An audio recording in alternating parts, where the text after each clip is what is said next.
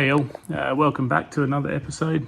This time we're going to get stuck into trying to get the ute started for the first time in 10 years. So hopefully it doesn't fight us too much, but we'll see what happens. So off camera, I've been working on a few things just to try and give it its best chance of starting. But I suspect we might have a few words we're calling ourselves by the end of the day, and some that aren't fit for camera because a lot of fiddly stuff going on to do with the petrol tank, which we'll spend a fair bit of time on to run you through exactly what we do, because these VS Commodores and some of the other ones, the Utes, have a sender unit and surge pot and fuel pump setup that makes things really difficult as they get older and the parts deteriorate. And so hoping something that I've got set up will actually work all right and get this going. So we'll run you through that in a second. But before we get started, I'll just run you through what I've done over the last sort of few days, just in preparation of getting this one started. So start off, what do you need to get a car going? A few things. So you need some fuel, spark, air, etc. So worked on the spark side of things, just put in a set of new spark plugs there, just the old ones sitting there. When I was doing those, I noticed the leads that were on this were the wrong sort, which don't have the heat shields around the actual where the spark plug goes in, which is sorry, just knocked the fuel pump over. If you can see it on camera, these rubber boots have a metal heat shield in them. The ones that were on it didn't have that metal heat shield in it, and it actually stuck onto the couple of the spark plugs. So when I was pulling them off, the boots came off, so that meant we needed new leads. So new leads, new plugs. While we're at it, we dropped the oil, just put a new oil filter, Ryco Z154, I think it is, if I can read that correctly down there. And I think I'll put a Newline oil in it. Can't actually remember what it was, but it doesn't really matter because it won't stay in it long. If we get this going, we'll end up dropping it out and swapping it over again. Already had a new air filter in it, and the MAF I haven't cleaned yet, but we may end up doing that as well. And we chucked some new coolant in it as well while we're at it, and that's the box for the leads. Swapped over. Sitting in a tub of carby cleaner is the micro filter that goes on the end of the fuel pump in these. The new fuel pump did come with a new micro filter, but God knows where that's ended up, and I can't find it. I think it might have blown away in the wind when I had it sitting on the ground somewhere. So I'm just trying to clean up the older filter in some carby cleaner to stick that on for now, so we can at least get it running. I was in two minds whether to just leave it off altogether or to just put this one on. So I thought, I'll try and clean this one up a bit and then stick that one on. And it seems to be cleaning up okay.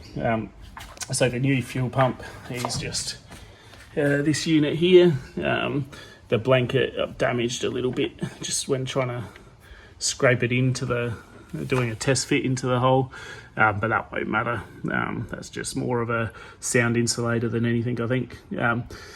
So this is the old fuel pump, which actually wasn't that old. It was just that it had been sitting in the car too long and obviously varnished up with shitty fuel, and so it doesn't work anymore. So this is the sender unit as well. People familiar with the Commodores will know that this one here goes into the surge pot, and surge pot's inside the tank, and what that does is when you're going around corners and things like that, it makes sure it's still got a pickup of fuel. So if the fuel in the tank slops to one side, this connects up to the surge tank in there. It means you still have fuel in it. While we're looking at this, just in case you guys don't know, that's the float as well, which tells you how full or empty your tank is. So I've tested this sender unit, and just to make sure that it's got resistance still and still will measure once it's in the tank, and that's all working okay. So next thing is we'll put the sock on the filter, micro filter sock on the end of the pump there. and we'll start putting it together. But before I can do that, this is the problem area, and for you, those of you familiar with MacGyver, call it that. We're doing some MacGyver tricks, hopefully, today to get this working, because inside there, this is where the sender unit and fuel pump goes. Over to the right here, down the bottom, is a plastic surge pot, and this fuel hose needs to connect into that surge pot down there. Unless you've got baby hands, you cannot get your hands in that hole. So you've got a couple of choices. You either cut open the tank and then weld it back up, which I'm not real keen to do, or you try and find a way to feed that in. So what I've done is mine on the surge pot, and I'll put up a couple of photos so you can see what I'm talking about in there, is missing where you can actually plug the hose onto. And so there's nothing inside there to connect it to, except a little hole in the, about that big, in the bottom of the surge pot. So what I'm going to attempt to do is, I've got one of these and just cut off the nut section. So it's just a brass fitting. Use brass because it's okay and won't corrode in petrol. And then I've just clamped it on the end of, this is submersible fuel hose. So something to be aware of when you're putting fuel hose inside a tank and it's going to be sitting in petrol. Normal fuel hose is protected on the inside from fuel, but not on the outside. And so when I pulled this tank apart, this hose, someone had used non-submersible, just normal fuel hose in there, and it totally deteriorated and ends up being just a gunky, rubbery mess in there, which we had to clean out. So that's submersible, the proper stuff. And what we're going to do, try and heat this brass nozzle up really hot, and I've got a bit of wire there that is then tucked straight into that hole in the surge tank, and we're going to try and feed it down without burning myself. That should be interesting. And try and feed it in there and actually melt a little bit of plastic to seal it around that brass bit. So if that doesn't work, my next option will be just to let this actually dangle as low as I can in the surge pot through the top of it. But we'll see how we go. So I'll get stuck into that. I won't worry about recording it, because I reckon this one's going to make me say a few things about your mother that you don't want to hear. So we'll see how we go. All right, guys, fair to say there was a few choice words said then, and my MacGyvering didn't work. What ended up happening was, when I heated up the brass fitting, the hose just ended up melting, and then I couldn't push it into the surge tank because it would just push back in the hose. So plan B is now we've got this one on a string. We'll put most of the fuel pump in and then try and feed this through into the surge pot and then connect it up. Just put the string on just in case I happen to drop it all in the tank, then it's easier to fish out. So grabbing the fuel sender unit, just a tip, when you're putting these in, what happens is on the top side of the sender unit, there's a little flat bit. Hard to point out, so I don't have enough hands to show you. I'll just try and grab that. So there's a flat bit up there which goes at the top of the tank. So the unit itself sits in like this, which means it's back here, and remember that surge pot's sitting there. So you kind of feed it in, go pump first, then tilt it up to get the next bit around, go round the surge tank, and then you should be able to slot it in. So I don't have enough hands to be able to film this one, sorry, but I'll hopefully that's enough to sort of explain the process, and we'll go ahead and get this in now. Cheers. All right, with the magic of YouTube, the fuel pump's now in. So as I said, you kind of follow that path. So you twist it around that surge tank and make sure it sits up behind that there, the fuel pump facing downwards. The hoses should face down. I think from memory, that one that I've just put a red cable tie on is the inlet, and that's the return, and the plug. So yeah, and that's 5 6mm nuts or bolts, sorry. Screwed those in with the rubber gasket behind it. And just off camera as well, just put on top here just a rubber insulating mat, which I think it was about $12 from Bunnings, just because it has a lid that these came out of the factory with the rubber sort of mat on them, and that just helps insulate and stop it banging up against any metal, and same down on the bottom side of it too. If the camera picks that up, put some strips of rubber all down there as well. I think that's 3mm rubber if anyone's interested in buying some. Kind of ashamed to put it on top of the fuel tank when the fuel tank is actually looking pretty nice with the black and silver finish. Anyway, now it's time to chuck it in and get all the hoses connected up and cross our fingers. Oh, there we have it, the tank's in. So I think it looks pretty good in there. The silver really offsets against the black background. I put on pretty much all new hoses, new clamps, everything to make it nice. Haven't bolted it in yet because I figured there's no point until we try and start it, because if it doesn't start then I might have to pull it out again. And then we've just finished filling it up with 40 litres of fuel. Ended up putting in 98 just because why not, for a few dollars more. Try and get it running on the good stuff.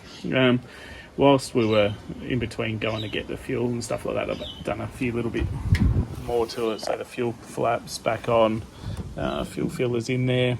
It's a new fuel filler because I actually broke the old one when I was taking it all apart. So that's from Rare Spares. Just put the lining back in there. You might notice down here, not that it's relevant to starting the car, but earlier in the week I bought some Statesman side skirts from a VR or VS Statesman. I think it was a VS. And I've just taped those on temporarily to see how well they actually fit. But we'll come back to that in another episode, because it doesn't fit 100% perfect, but it does look nice. So just things when I say it doesn't fit 100%, like there's a little gap there that's different on the Ute, and the joint in the middle of the two is a little bit wider as well.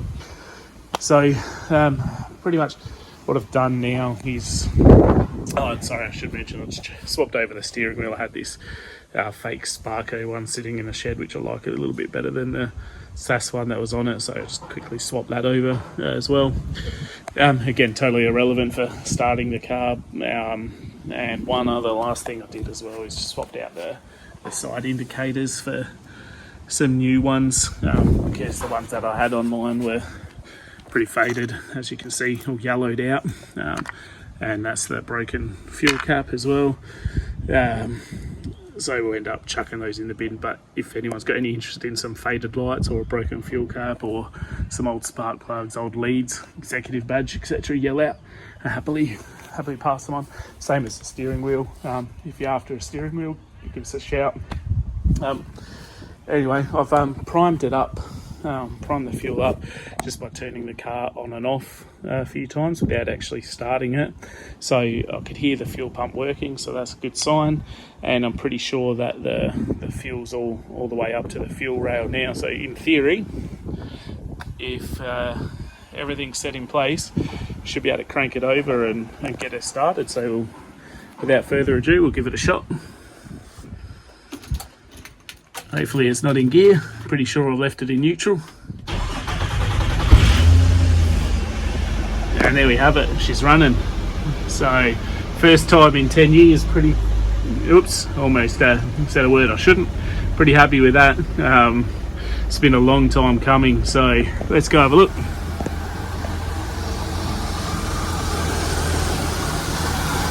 So who knew starting up a V6 standard Commodore could make you so happy, hey? It's actually running pretty well considering. Sounds like there's a little bit of a rough idle there, so not quite sure what that is, but considering 10 years of sitting, it's running really, really smooth. Pretty sure the engine mounts are a bit stuffed. I think I can hear maybe a pulley or something. It's not quite right down there, but it's not awful, definitely not awful. So there we have it. Good beauty.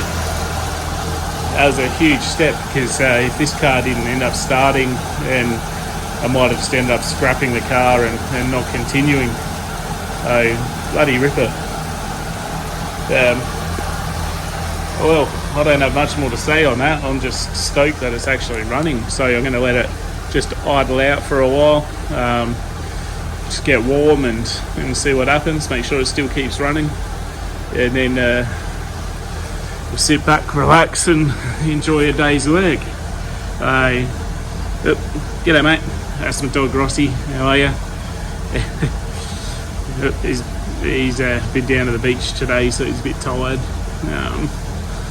But I think hard to tell, but I'm pretty sure he's as happy as I am to have this running again.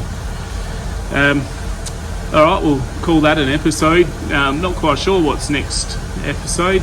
We might look at getting the handbrake connected back up again, might look at doing the brakes on it, might look at doing some paint work. Not 100% sure. Probably have to get the tub rails back on, those side skirts fitted up, things like that. Or we might even get stuck into the interior. We'll just see how we feel and see what we want to end up doing. But thanks again for tuning in, guys. If you're watching it and you're enjoying the episodes, please hit the subscribe button. I'm trying really hard to get this channel up to 500 subscribers by the middle of the year, and trying to release content every week to do that. So really appreciate it if you drop a comment, give us a like, subscribe, or share it around to people who might be interested in watching the build progress as well. We've also got up in the shed a scooter that we're working on as well, and I haven't put an episode out on that for a while, but I reckon this week I might get the carby fixed on that and get that back up and running again, and have both projects running. So tune in, see what happens. Thanks again, guys.